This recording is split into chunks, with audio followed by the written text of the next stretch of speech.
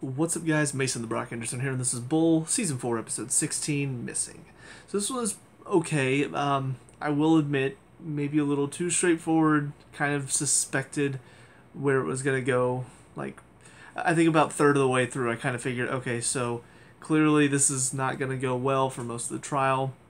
They're not going to be able to convince the jury that this guy is an abuser. He's probably going to seem like this really nice guy, and it's probably going to take somebody that he abused stepping up and saying, okay, I'll testify against him for them to win the case. And that's basically what happened. So it was a little straightforward, and in that sense, it's not like this was a bad episode, but it definitely was one of the more, I guess, unmemorable episodes. Because a lot of the episodes this season have had some stuff in it that's made me go, ooh, yes, that was really good. Or just had an ending that's made me go, yes! And this one, it ended nice. Obviously, she wins the day. She gets to keep her niece slash daughter. But it's not like it ended on this real, you get to see the dad get his comeuppance. You get to see his reaction whenever, it all flies back in his face. And honestly, one of the last scenes, we see the ADA basically being, lack of a better term, a total bitch. Because how can you listen to this woman's testimony, everything she just talked about, and really get up, and your first thing is, so you admit you lied about where you got the injuries, so how do we know you're even telling the truth about these injuries? How do we know they weren't self-inflicted? I'm just like, self-inflicted? Like, oh yes, I burned myself and then lied how I got it. Because I did it to myself, and then I was like, oh yeah, I just, was cooking. Like, I kicked myself in the groin. I bit my own... Like, I was really glad that she came back with that. It's like, I don't know exactly how I would kick myself or bite my own ear. I'm like, thank you. Like, who would do that? Who would get up and ask that question? So, I don't know, especially because... it's not like they painted the ADA to be this super evil, like, ooh, I just don't believe anything you're saying and I'm going to convict you no matter what type of ADA. Like, she seemed somewhat reasonable.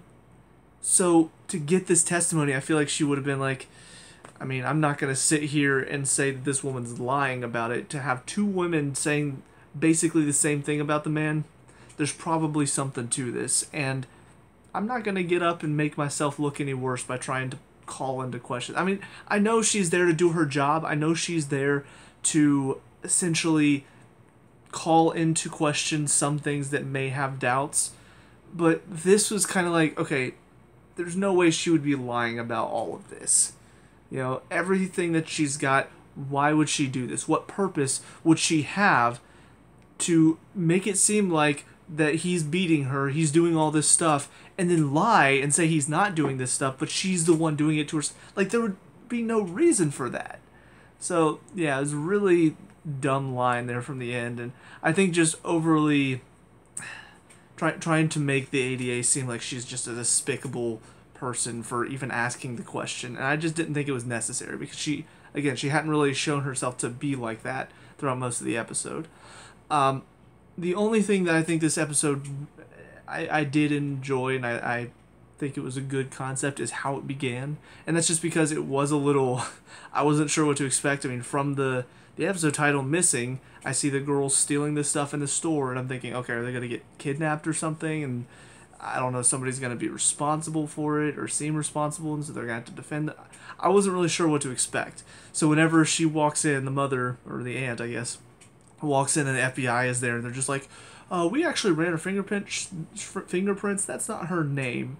And this isn't your name. And you kidnapped your niece, didn't you? And I'm just like, wait a minute, what? So I will say that opening was definitely something that caught my attention right off the bat, just because of how out of nowhere and out of left field it came from. But yeah, everything after that, like I said, fairly straightforward, fairly bland and dull, and I don't know, just something I would expect in a show like this. Just we get the bad guy. It's things look bad, things look bad, things look bad. We found the one thing that turns it around, and then woo, we win the day. And there wasn't really much else to it outside of it. So yeah, it's just not necessarily, again, a bad episode or anything, but we've had a lot better this season, so I was a little disappointed that we finally hit our first episode. But yeah, only 4 more episodes to get through, so on to the next one. I'll see you there. And now episode 17, The Invisible Woman. This one was interesting. It is funny because, you know, they start off the episode and Michael Weatherly is like, hello, I'm Michael Weatherly. And basically gives just like a warning that the stuff that's going to be talked about is relating to, because this episode did come out in March of 2020. So clearly this came out around the time that things were starting to get everybody's getting a little scared, everybody's getting a little worried, what's going on, we don't know what's going on. So this is probably like, oh, this is going to be sensitive topic, so we need to make sure we put a notice before this episode. In fact, I think March 16th, that was probably the weekend it happened. Because I think I remember me and my girlfriend were celebrating, because we started dating on March 14th.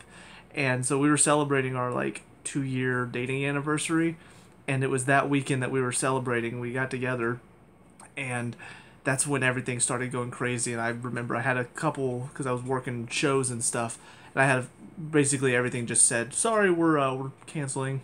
And I'm just like, cool. So the world's gone crazy. Awesome. But what's funny about this, though, is the fact that he comes on, he's like, this is a work of fiction, it's meant to entertain, as if this would not happen. You know, somebody working in this profession surely would never do something like this in real life. You know, these people, they're there to save lives. They wouldn't be in it for themselves. They wouldn't be trying to make money. You know, this would never happen. Surely, people would not take advantage of all of the panic and concern of an unknown virus or attacking agent, whatever. They would not take advantage of that and make a crap ton of money off of it. There's no way that would happen. How much did Fauci make again these past couple years? Just, I'm asking for a friend. I don't suspect him of anything, of course. I'm just curious. How much is that mansion that he's living in worth? I don't know, just random questions that come to mind. I'm not going to get into all that, though.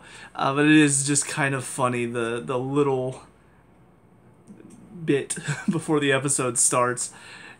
It just makes me laugh personally, because I don't know, I find it funny that they feel like they have to go out of their way and be like, this is a work of fiction, this would never happen. You know, what's going on now, definitely not an attack of any kind. This is just, it's just something that's happening. Be scared, though. But yeah, I mean, overall, I thought it was perfectly fine. Another one that was a little bit straightforward, though, as far as I kind of figured where it was going to go. I kind of figured it was going to be somebody else working at this research center with this girl. I wasn't sure if it was going to be the guy that was being interviewed at the beginning of the episode, or if it was going to be Father Gabriel from The Walking Dead, because it's just weird that he pops up for like one testimony and then he's just gone. I'm like, you got Seth Gilliam on your show and you just used him in one little side role? It's a little weird.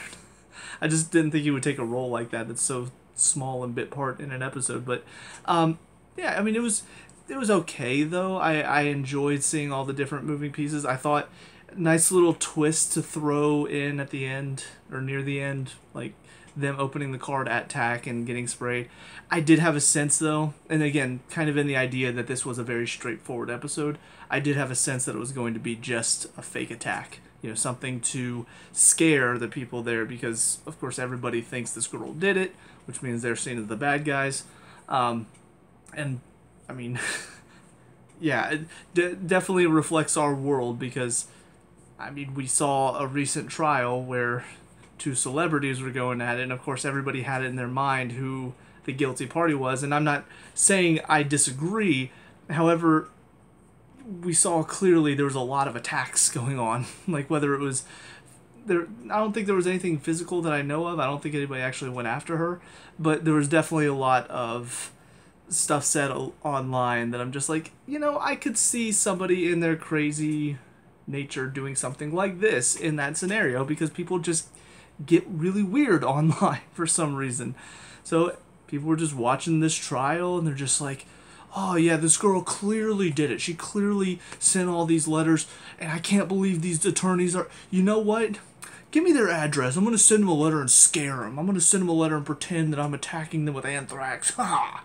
Just, I'm like, yeah, it's realistic. It's stupid, but it's realistic. So, bravo to them for a moment capturing how stupid people can be.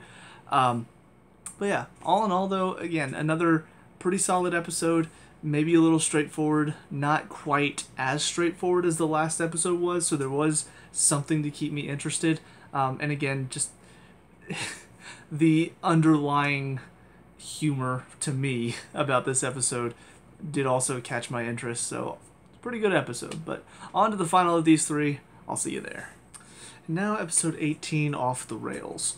So another one that may be a little bit predictable, just because I think most of us can figure out that the guy, he's not actually going to be responsible. He wasn't trying to kill himself by crashing the train, all that stuff. But at the same time, I still feel like they did a good job of sort of, I guess, giving us just enough to make us doubt, is this really going to be how it works out?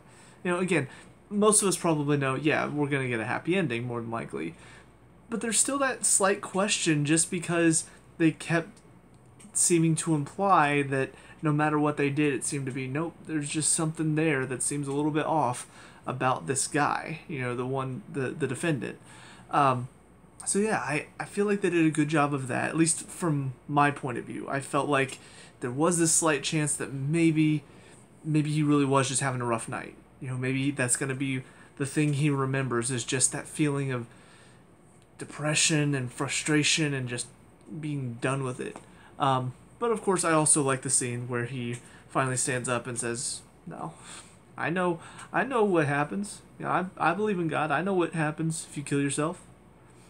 I'm just like, okay, yeah. I mean, that's a good rebuttal, honestly, because if I believe in the same thing, so if you believe what I do, then you know where he's coming from. You know exactly what he's talking about. So I like that scene. And then, of course, I also like the scene where the squirrely looking guy with the glasses, which honestly, I forgot to look him up. He looked very familiar. I'm going to have to look him up on IMDb after I'm done with this review. But I don't know, they just did a good job, especially in his first testimony, of making him seem very condescending. Like, you don't know what you're talking about.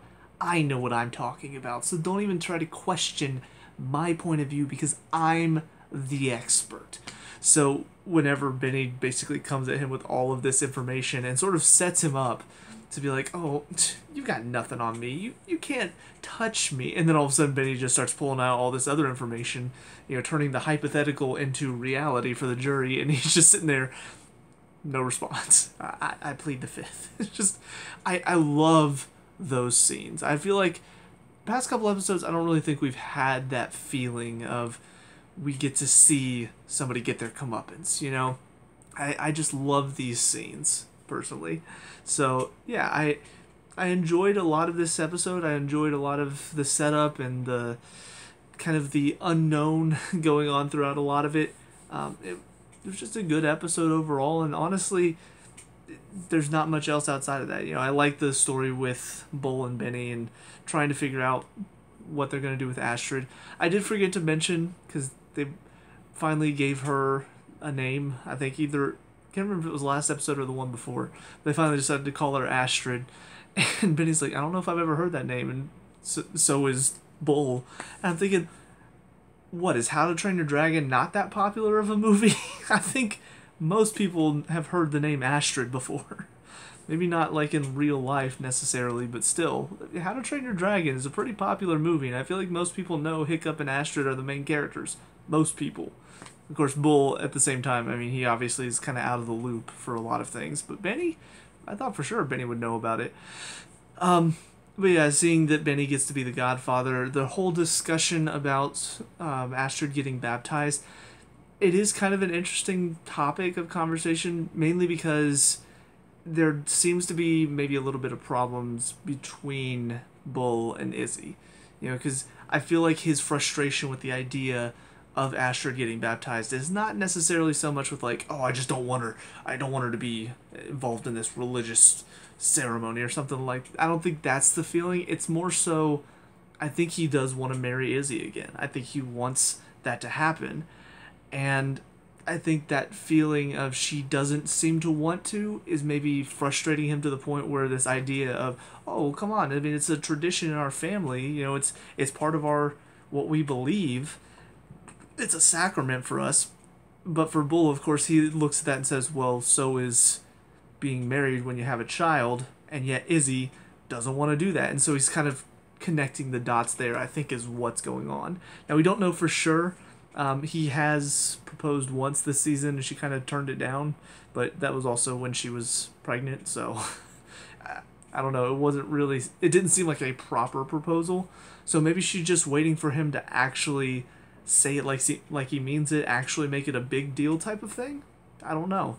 But we're not really seeing much of them together right now. Like, the main scenes that we've seen with Bull outside of, work is him taking care of Astrid, but we're not really seeing him and Izzy being together, being, I guess, father and mother, and I guess being a couple as well.